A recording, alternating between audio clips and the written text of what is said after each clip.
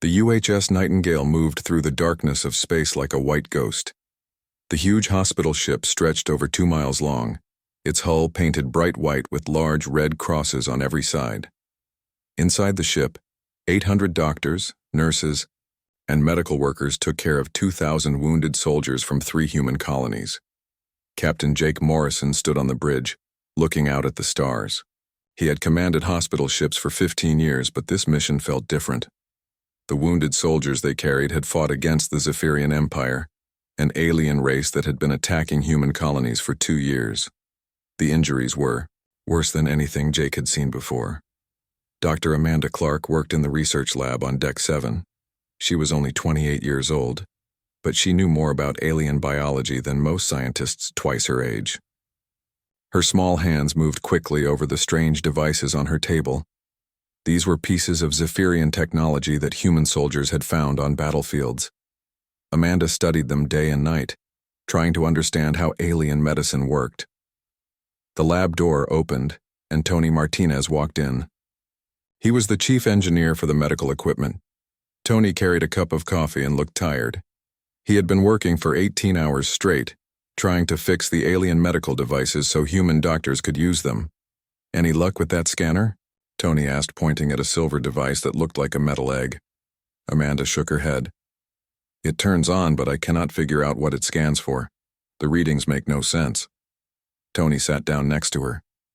"Maybe it looks for something humans do not have." "Maybe," Amanda said. She picked up another device, this one shaped like a small box. "This one is different. It gives off energy readings that our equipment cannot measure properly." In the medical bays, Dr. Lisa Hayes moved from bed to bed, checking on patients. She was the best surgeon on the ship, and everyone knew it. Her calm voice and steady hands had saved hundreds of lives. Today she worked on a young soldier named Billy Cooper, who had lost his left arm in a Zephyrian plasma attack. "How are you feeling, Billy?" she asked. "Better, Doc. When can I go back to fighting?" Lisa smiled sadly. "You need to heal first. The war will wait." But Lisa knew the war would not wait. Every day brought news of more attacks, more colonies destroyed, more wounded soldiers. The Zephyrians seemed to have unlimited ships and weapons. Humans were losing badly. Dr. Kevin Brooks, the chief medical officer, walked through the halls checking on his staff. Kevin was 55 years old and had gray hair. He had worked on hospital ships since he was young. He knew that keeping morale high was just as important as treating wounds. On the bridge, Lieutenant Commander Ryan Davis watched the communication screens. Ryan was responsible for all messages coming in and going out of the ship. Today the messages were all bad news. 3 more human colonies had asked for help. The hospital ship could not reach them all. "Captain," Ryan said, "we have a priority message from command." Jake walked over to read the message. His face grew serious. "We need to change course. There are 500 wounded soldiers waiting for pickup at the Beta Station." Chief of Staff Colonel Patricia Johnson heard the news and frowned. Patricia was a tough woman who had been in the military for 20 years. She did not like changing plans, especially when it meant going closer to Zephyrian space. "Sir, Beta Station is only 2 jumps from enemy territory," she said. "I know," Jake replied, "but those soldiers need help now." Patricia nodded. She understood duty, even when it was dangerous. In the research lab, Amanda continued working on the alien devices. She had found something strange in the small box-shaped device. It contained information, but not the kind she expected. The data looked like historical records, but she could not read the alien language. Tony brought her more coffee. "You should sleep. You have been working for 20 hours. "I cannot sleep," Amanda said.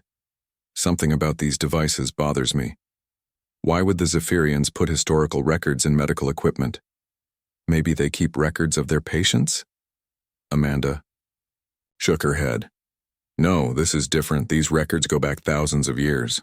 The ship's engines hummed as the Nightingale changed course toward Beta Station. In the medical bays, doctors and nurses prepared for more wounded soldiers. They checked supplies, cleaned equipment, and made space for new patients.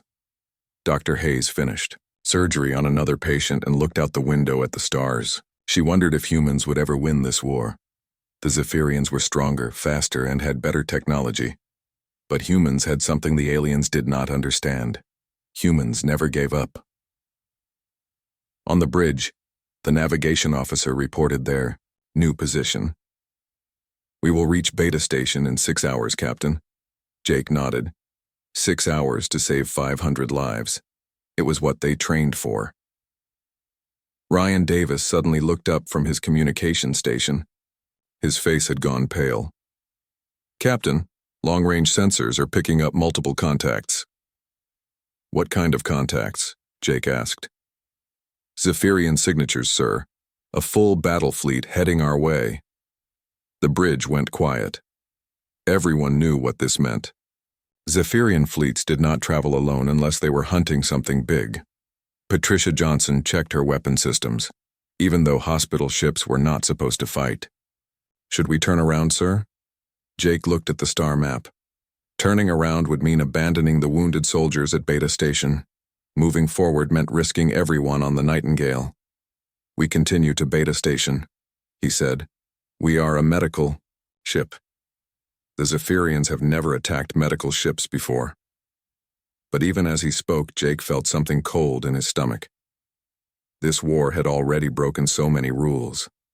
What was one more? The Zephyrian battle fleet came out of hyperspace like angry hornets. 12 massive warships surrounded the UHS Nightingale in a perfect circle. Each alien ship was dark green and covered in sharp spikes. They looked like giant insects floating in space. Captain Jake Morrison stood on the bridge and opened all communication channels. "This is Captain Morrison of the UHS Nightingale. We are a medical vessel operating under space law. We carry wounded soldiers and medical personnel only." Alien ships did not answer. They just sat there in the darkness, their weapons pointed at the hospital ship. Dr. Amanda Clark was still in her lab when the alarm started ringing. Red lights flashed everywhere. She grabbed the small alien device she had been studying and held it tight. Something told her this device was important, but she did not know why. Tony Martinez ran into the lab. "Amanda, we need to get to the safe rooms. The captain says alien ships are here." "What do they want?" Amanda asked. "I do not know, but it cannot be good." In the medical bays, Dr. Lisa Hayes tried to keep her patients calm. Many of the wounded soldiers wanted to fight, but they could barely walk. Billy Cooper, the young soldier with one arm, sat up in his bed. "Doc, give me a weapon. I can still shoot." "Billy, you are in no condition to fight. Besides, we are a hospital ship. They cannot attack us." But Lisa's voice shook when she said that she had a bad feeling about these alien ships. Lieutenant Commander Ryan Davis kept trying to contact the Zephyrian fleet. "Unknown alien vessels, please respond. We are protected under the Geneva Space Conventions. We are a medical ship." Still no answer from the aliens. On the lead Zephyrian ship, War Commander Vextar studied the human vessel through his large black eyes. Vextar looked like a giant praying mantis with 4 arms and razor-sharp claws. His intelligence report said the humans were hiding something on this ship. Something dangerous. "Scan the vessel," Vextar ordered his weapons officer. "Sir, our scans show medical equipment and wounded humans. Nothing else." Vextar clicked his mandibles in anger. The humans were clever. They were hiding their weapons somehow. "Prepare to board the ship," he commanded. Back on the Nightingale, Colonel Patricia Johnson watched the alien ships on her screens. She had a terrible feeling in her gut. Something about this was wrong. Zephyrians had never bothered with hospital ships before. "Captain," she said, "I think we should prepare defenses. We are a medical ship, Patricia. We do not have defenses. Sir, we have emergency weapons in case of pirates. Maybe we should—" Her words were cut off by a massive explosion. The first Zephyrian plasma beam hit the Nightingale's port side, tearing a huge hole in the hull. The ship shook like an earthquake. People screamed as air rushed out of the breach. Emergency doors slammed shut, but 3 medical bays were already gone. Dozens of doctors, nurses, and patients died in seconds. "They are attacking us," Ryan shouted. "They are attacking a medical ship." Jake could not believe it. In all his years commanding hospital ships, nothing like this had ever happened. Attacking medical vessels was against every law of space warfare. Another plasma beam hit the ship. This time it struck near the engine room. The lights went out and emergency power kicked in. Red light filled the bridge. Hull breach on decks. 4, 5, and 6, Patricia reported.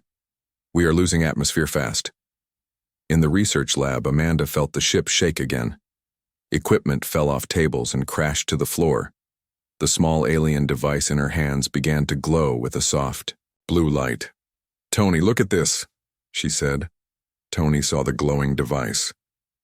What is it doing? I do not know, but it started glowing when the attack began. The third plasma blast hit the cargo bay, but this attack was different. It did not try to destroy the ship completely. Instead, it made a hole just big enough for boarding pods. They are boarding us, Patricia announced. Zephyrian troops are coming through the breach. Jake felt sick. This was worse than just an attack. The aliens were coming aboard to kill everyone personally. The first Zephyrian soldiers came through the hole like metal spiders. They had 4 arms, each holding a different weapon. Their black eyes showed no emotion as they began killing medical staff. Dr. Kevin Brooks was helping wounded soldiers when the aliens found him. He raised his hands and showed his medical badge. I am a doctor, he said. These are patients. We are non-combatants. The lead Zephyrian soldier looked at him with cold black eyes. Then it shot him with a plasma rifle. Dr. Brooks fell to the floor, dead. More Zephyrian soldiers poured through the breach. They moved through the ship's corridors, killing anyone they found. They were looking for something, but they killed as they searched. In Medical Bay 7, Dr. Hayes hid her patients behind overturned beds. She could hear the aliens clicking and hissing as they came closer. Billy Cooper crawled over to her. Doc, they are killing everyone, even the patients. Lisa felt cold fear in her stomach. These aliens were not following any rules of war. They were murderers. The aliens reached her bay and began shooting. Lisa threw herself over a wounded soldier to protect him. A plasma blast hit her in the shoulder, burning through her medical coat. In the research lab, Amanda heard the killing getting closer. The alien device in her hands glowed brighter and brighter. She could feel it getting warm. Amanda, we need to hide, Tony said. But Amanda looked at the device and had a crazy idea. Tony, what if this device is not medical equipment? What if it is something else? What do you mean? What if the aliens are here because of this device? What if they want it back? More explosions shook the ship. The sound of alien weapons got closer. Amanda made a decision that would change everything. She pressed a button on the glowing device. The device began to hum with strange energy. Information flooded into Amanda's mind. But it was not medical information. It was something much more dangerous. Something the Zephyrians would kill to keep secret. Amanda finally understood why the aliens were here. And she knew exactly how to make them pay for breaking the laws of war. The alien device in Amanda's hands filled her mind with thousands of years of Zephyrian history. Images flashed through her thoughts like lightning. She saw their home world, their wars, their greatest victories, and their deepest fears. But one image made her stop breathing. It was a picture of death on a scale she could not imagine. Billions of Zephyrians lying dead on their home planet. The cause was a disease that had almost destroyed their entire race 3,000 years ago. Tony, Amanda whispered. I know why they are here. Tony was hiding behind an overturned table as alien footsteps came closer. What are you talking about? This device contains their entire military database, everything about their weaknesses, their fears, their battle plans. But most important, it has information about an ancient plague that almost killed them all. The device showed Amanda more details about the plague. It was a biological weapon created by another alien race that the Zephyrians had conquered long ago. The disease attacked their nervous system, causing paralysis and death within hours. Only a few 100,000 Zephyrians survived by hiding in sealed bunkers. The plague was designed specifically for their biology, Amanda said, her voice getting excited. But humans are different. Our immune system produces antibodies that make us immune to it. Tony looked confused. What does that mean? It means we can make this plague and use it against them. We would be safe, but it would kill every Zephyrian it touches. The sound of alien weapons got closer. Amanda could hear them killing more medical staff just down the hall. Dr. Hayes was screaming for help in the next room. Amanda looked at Tony with desperate eyes. We can make this plague using the medical equipment on this ship. The fabrication machines in the pharmacy can create any biological compound we need. But Amanda, we are doctors and medical staff. We took oaths to save lives, not take them. Amanda heard another scream from the medical bay.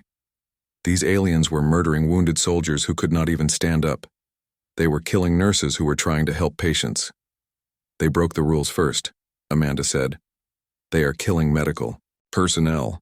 That is against every law of war ever written. Tony knew she was right, but making biological weapons felt wrong. There has to be another way. What other way? They are going to kill everyone on this ship. Then they will attack more hospital ships. More medical staff will die. Amanda accessed more information from the alien device. She found the exact molecular structure of the plague organism. Her hands shook as she realized how simple it would be to make.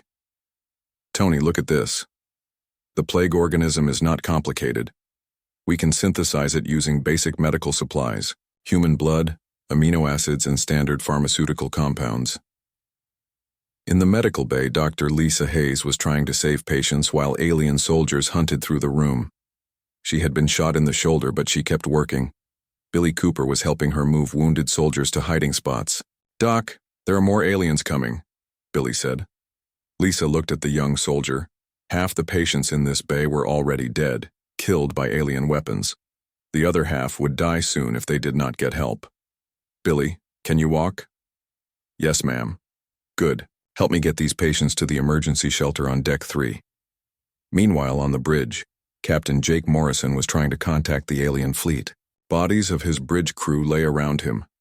Lieutenant Commander Ryan Davis was dead at his communication station. Colonel Patricia Johnson had a plasma burn across her chest but was still alive. Patricia, how many crew are left? Maybe 200. Sir? They are killing everyone they find. Jake felt rage building inside him. These aliens had broken every rule of civilized warfare. They were murdering medical staff and wounded soldiers. In the research lab, Amanda made her decision. Tony, I am going to modify the plague. What do you mean, modify it? The original plague kills within hours, but I can change it to cause temporary paralysis instead of death. It will stop them from fighting, but it will not kill them. Tony looked surprised. You can do that? Yes. By changing 3 amino acid sequences, I can make the plague attack their motor neurons instead of their vital organs. They will be paralyzed but alive. This compromise made Tony feel better. They would not be murderers, just defenders. How long will the paralysis last? He asked. Based on their biology, probably 6 to 8 hours. Long enough for us to escape or call for help. Amanda began working with the alien database to create the modified plague formula. The information was incredibly detailed. She could see exactly how Zephyrian biology worked, what made them strong, and what made them weak. Tony, we need to get to the medical fabrication lab on Deck 5. That is where we can synthesize the compound. But that area is full of aliens now. Then we need to be clever about it. Amanda looked at the device again and found something else. The Zephyrians were terrified of this plague. Even the mention of it in their military communications caused panic among their troops. Tony, when we release this compound, it will not just stop the aliens on this ship. It will scare their entire fleet. They will think we have found their greatest weakness. Have we? Amanda smiled grimly. Yes, we have, and they know it. The sound of alien footsteps stopped outside their lab door. Amanda and Tony could hear the creatures clicking and hissing to each other. In a few seconds, the door would open, and they would be discovered. Amanda clutched the alien device tight. Inside it was the key to saving everyone on the ship. But first they had to survive the next few minutes. Tony, when that door opens, we run for the fabrication lab. Do not stop for anything. Tony nodded. He was scared, but he trusted Amanda. The lab door exploded inward. 3 Zephyrian soldiers entered, with their weapons ready. But Amanda and Tony were already moving, running through the back exit toward their only hope of survival. Amanda and Tony ran through the ship's corridors as plasma blasts flew past their heads. The Zephyrian soldiers were fast, but they did not know the ship's layout as well as the humans did. Amanda led Tony through maintenance tunnels and emergency passages toward the medical fabrication lab. "This way," Amanda whispered, pulling Tony into a ventilation shaft. They crawled through the metal tunnel while alien footsteps echoed below them. The fabrication lab was on deck 5, but that entire section was crawling with Zephyrian troops. Amanda could see them through the air vents, moving from room to room, killing anyone they found. "How are we going to get in there?" Tony asked. Amanda studied the lab through the vent grating. 2 alien soldiers stood guard at the entrance, but the room itself was empty. The fabrication machines were still running on emergency power. "I have an idea," Amanda said. "The lab has an emergency lockdown system. If we can get inside and activate it, the blast doors will seal us in." "What about air?" "The lab has its own air recycling system. We can survive in there for hours." Tony nodded. It was risky, but it was their only chance. Amanda quietly removed the vent grating and dropped into the lab. Tony followed her down. They moved quickly to the fabrication machines while the alien guards had their backs turned. Amanda activated the emergency lockdown. Heavy blast doors slammed shut, sealing them inside. The alien guards outside began pounding on the doors and shooting at them, but the barriers held. "Now we have maybe 30 minutes before they cut through those doors," Amanda said. She connected the alien device to the fabrication system's computer. The Zephyrian database downloaded into the machine, giving Amanda access to all the biological information she needed. "Tony, I need you to help me gather the base compounds. We need human blood samples, amino acid solutions, and the basic pharmaceutical compounds from storage." Tony began pulling supplies from the medical storage cabinets. "How much blood do we need?" "Not much. Just enough to extract the antibodies that make humans immune to the plague." Amanda worked frantically at the fabrication controls. The machine began synthesizing the modified plague compound according to the formula from the alien database. But instead of creating the deadly original version, Amanda programmed it to produce her paralysis variant. Outside the lab, more Zephyrian soldiers arrived. They brought cutting tools and began working on the blast doors. Sparks flew as they slowly burned through the metal. "Amanda, they are getting through," Tony said. "Almost done. The machine needs 5 more minutes to complete the synthesis." On the bridge, Captain Jake Morrison was still alive but badly wounded. He watched on his screens as alien troops moved through his ship, killing his crew. Colonel Patricia Johnson lay unconscious next to him, bleeding from her plasma burns. Jake activated the ship's internal communication system. "All remaining crew, this is the captain. Prepare for emergency evacuation to the escape pods." But Jake knew most of his crew was already dead. The aliens had been thorough in their killing. In Medical Bay 12, Dr. Lisa Hayes was hiding with the last group of surviving patients. Billy Cooper and 3 other wounded soldiers were helping her move people to a storage room. "Doc, we cannot keep running," Billy said. "There are too many of them." Lisa looked at her patients. Most were too wounded to walk. If the aliens found them, they would all die. "Billy, take the soldiers who can walk and try to reach the escape pods. I will stay with the patients who cannot move." "I am not leaving you, Doc." "That is an order, soldier." Billy knew she was right, but he hated leaving her behind. Back in the fabrication lab, Amanda watched as the synthesis process reached 90% completion. The alien soldiers outside had almost cut through the blast door. She could see their claws reaching through the gaps they had made. "Tony, get ready to release this into the air system as soon as it is done." "How do we do that?" Amanda pointed to an access panel on the wall. "The atmospheric controls are right there. We can inject the compound directly into the ship's air recycling system. It will spread through the entire vessel in minutes." The fabrication machine beeped. The synthesis was complete. Amanda carefully removed a small vial of clear liquid from the machine. This tiny container held the modified plague that would paralyze every Zephyrian on the ship. "This is it, Tony. Once we release this, there is no going back." Tony looked at the vial. "Will it really work?" According to their own database, yes. Their biology makes them completely vulnerable to this compound. The blast door finally gave way. 3 Zephyrian soldiers rushed into the lab with their weapons ready, but Amanda was already moving. She injected the compound into the atmospheric system and activated the distribution pumps. The plague began flowing through the ship's air vents immediately. It was colorless and odorless, spreading silently through every corridor and room. The first alien soldier raised his weapon to shoot Amanda, but then he stopped. His large black eyes went wide with confusion. His legs began to shake. "What is happening to me?" the alien said in broken human language. "You are experiencing the effects of an ancient biological weapon," Amanda replied. "One your own people created thousands of years ago." The alien soldier's arms went limp. His weapon fell to the floor. Within seconds, he collapsed, completely paralyzed but still conscious. The other 2 soldiers in the lab suffered the same fate. They fell to the ground, unable to move but still breathing. Throughout the ship, every Zephyrian began experiencing the same paralysis. In the medical bays, alien soldiers who had been killing patients suddenly found themselves unable to stand. In the corridors, troops who had been hunting survivors collapsed where they stood. Dr. Hayes watched in amazement as the aliens in her medical bay fell down one by one. They were still alive, but they could not move. "Billy, something is happening to them," she said. Billy looked at the paralyzed aliens.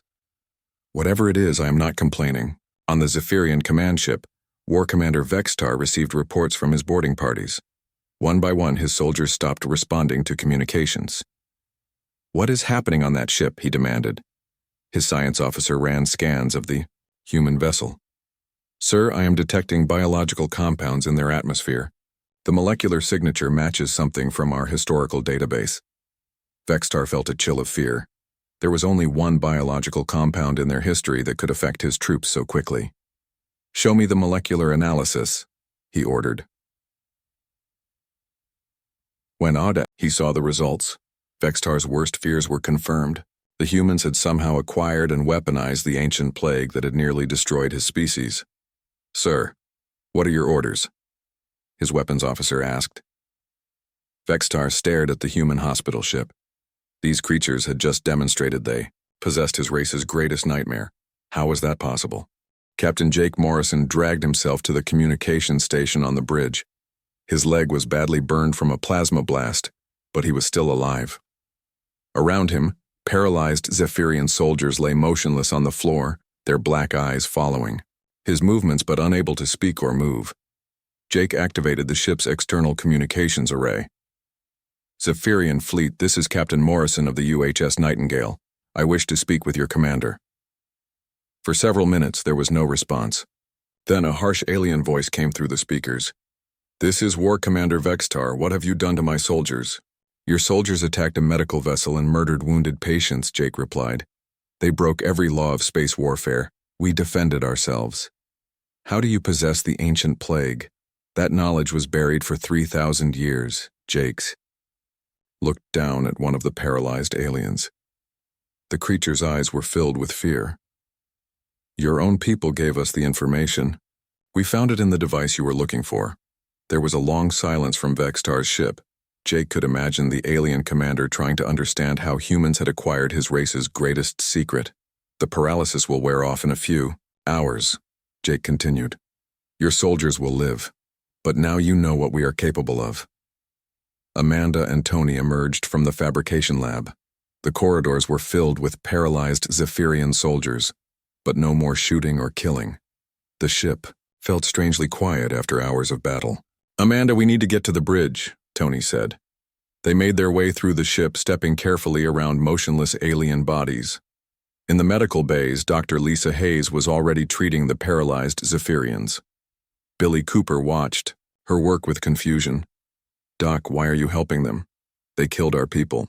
Lisa continued checking the vital signs of an alien soldier. "Because I am a doctor, Billy.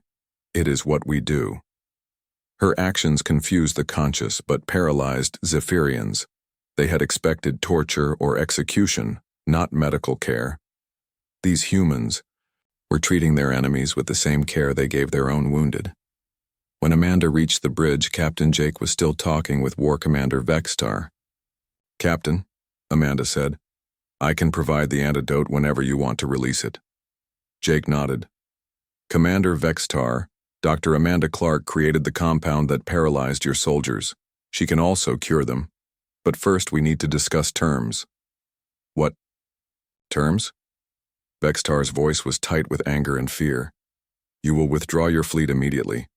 You will recognize all human medical ships as neutral territory, and you will never again attack medical personnel or wounded soldiers.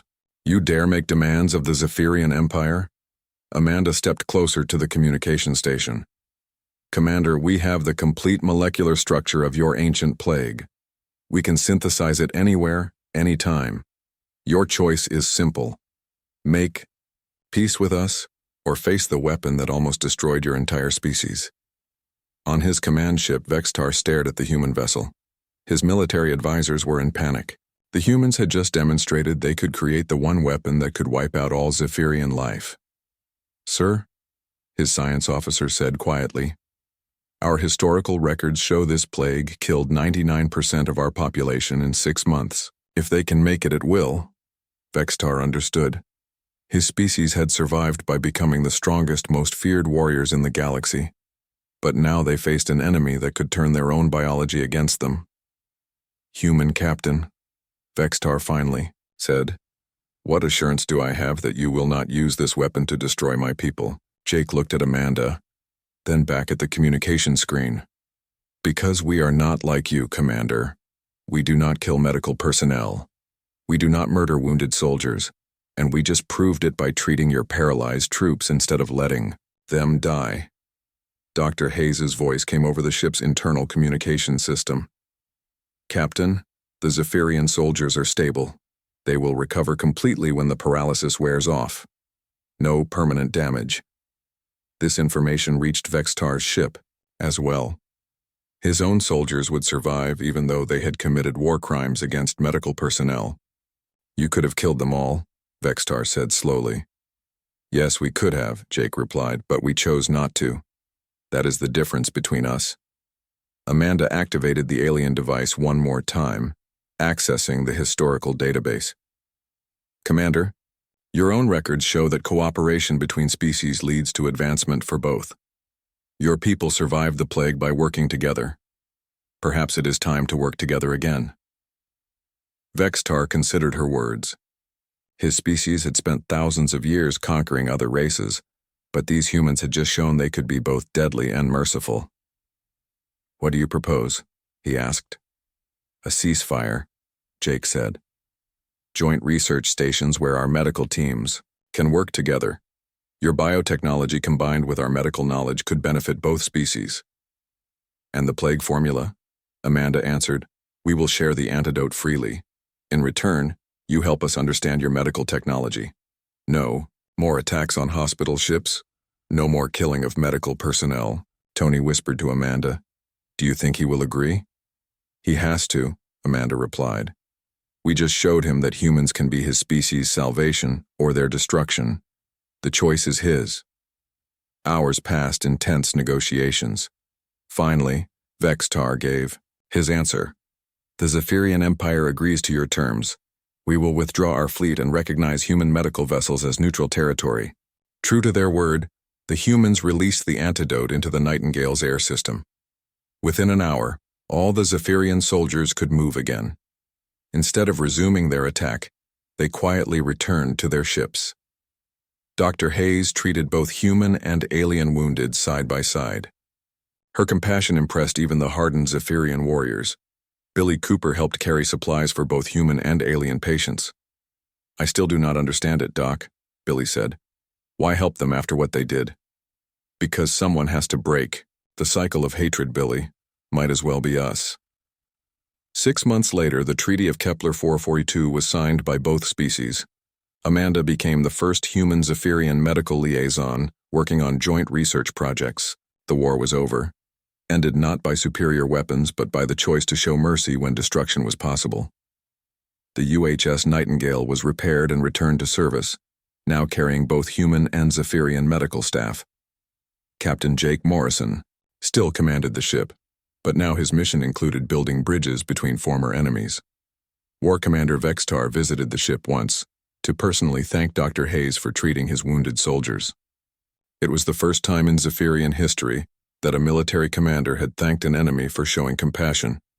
The galaxy was a different place now, where former enemies worked together to heal instead of harm, and it all began with one small hospital ship that chose mercy over revenge.